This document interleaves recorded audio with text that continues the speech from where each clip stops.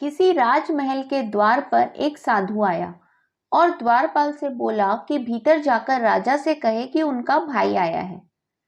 द्वारपाल ने समझा कि शायद ये कोई दूर के रिश्ते में राजा का भाई हो, जो संन्यास लेकर साधुओं की तरह रह रहा हो। सूचना मिलने पर राजा मुस्कुराया और साधु को भीतर बुलाकर अपने पास बैठा लिया। साधु ने पूछा, कहो अनुज, क्या हालचाल है तुम्हारे? मैं ठीक हूं, आप कैसे हैं भैया? राजा बोला। साधु ने कहा, जिस महल में मैं रहता था वह पुराना और जर्जर हो गया है, कभी भी टूटकर गिर सकता है। मेरे 32 नौकर थे, वे भी एक एक करके चले गए। 5 रानियां भी वृद्ध हो गईं और अब उनमें कोई काम नहीं कर सकता। यह सुनकर राजा ने साधु को 10 सोने के सिक्के देने के आदेश कर दिए। साधु ने 10 सोने के सिक्के कम बताए। तब राजा ने कहा, इस बार राज्य में सूखा पड़ा है, आप इतने से ही संतोष कर लें। साधु बोला, मेरे साथ 7 समंदर पार चलो, वहां सोने की खदानें हैं।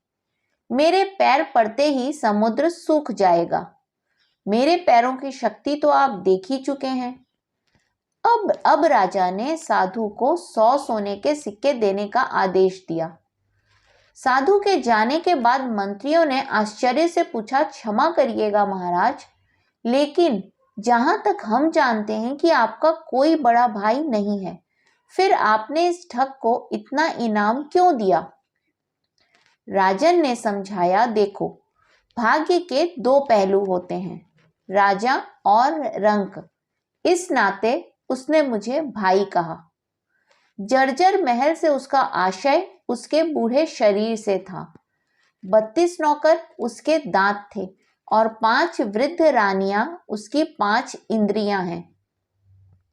समुद्र के बहाने उसने मुझे उलाहना दिया कि राजमहल में उसके पैर रखते ही मेरा राजकोष सूख गया, क्योंकि मैं उसे मात्र 10 सिक्के दे रहा था, जबकि मेरी हैसियत उसे सोने से तोल देने की है।